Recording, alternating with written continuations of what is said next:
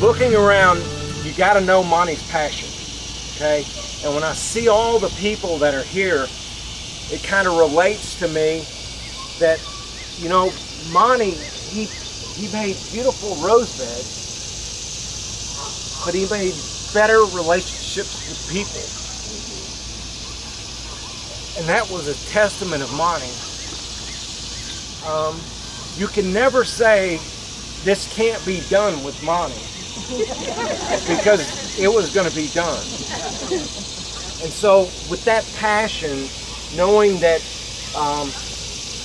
here we've got this opportunity to start something in this area of the zoo that we want to see just continue to expand, how appreciative that we are to be able to recognize the passion that Monty had. When I was reviewing some of the things that Monty had done over the years, one of the things that always seemed to always resonate, and he and I would always talk about this, is people would say, oh, you're an expert at this. And Monty's response was, well, that means that I probably made a lot more mistakes than anybody else. Because in order to be able to do what he was able to accomplish, it took a lot of setbacks. And believe me, when we were doing rose care, we had to be real creative because there was a number of times that we might have made a mistake. The second word that I came up with was unique. A lot of times when people would say, this can't be done, Monty never accepted that.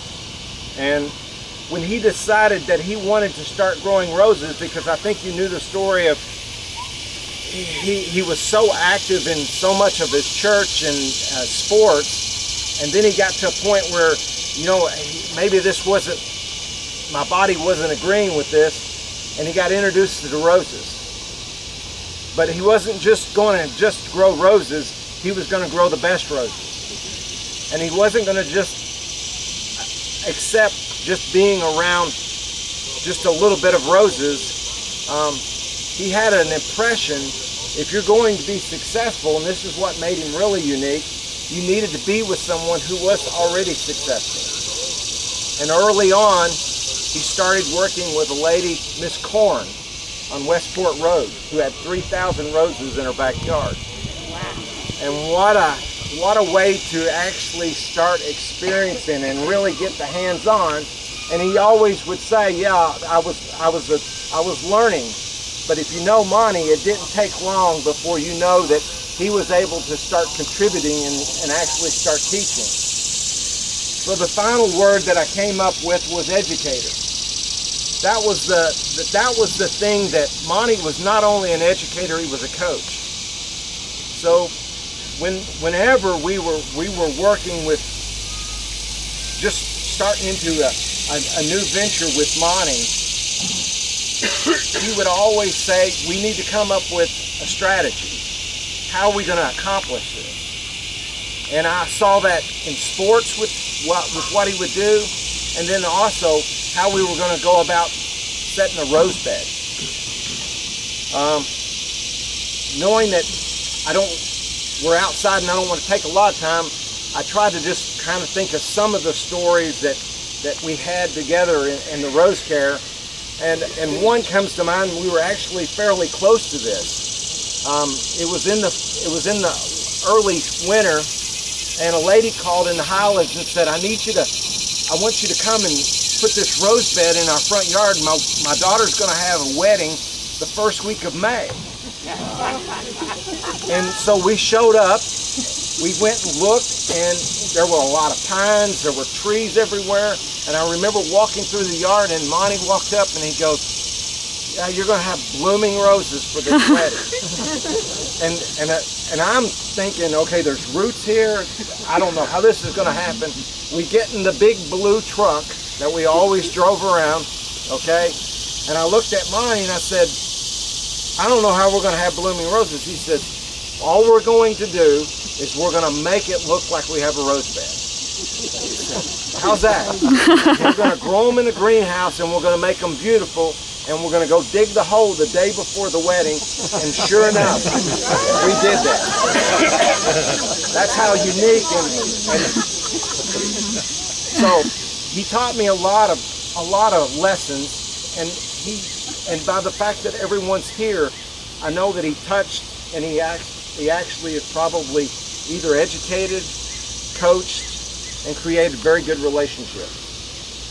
So finally, what we hope that this is accomplished in working with Sarah on this, knowing that Monty's passion, his uniqueness, and his education, of how he was always wanting to keep the next generation to know about what we need to be doing.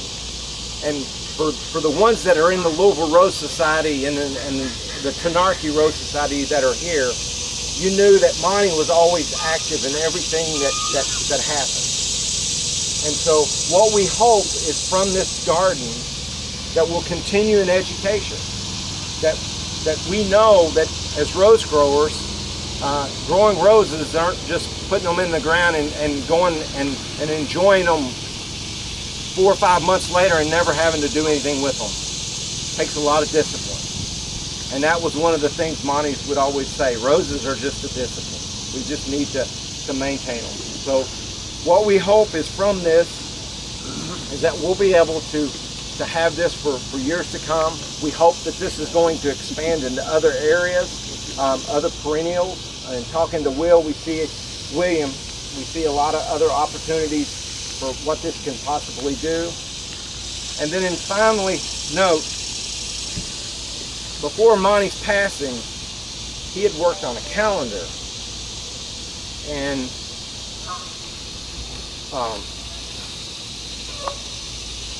what we are hoping, or what we plan to do, is in going through some of the papers now, I've collected a number of different things that that Monty came up with in terms of rose care, and also how to maintain roses. So the hope is by the time we get done this fall, we'll have something ready to publish that will have the calendar. It'll also have a number of his sayings about this is why, because as a coach, a lot of times he wouldn't want to just tell you exactly how to do it. He would say, well, this is it. This is the way we want to accomplish it. You need to come up with a way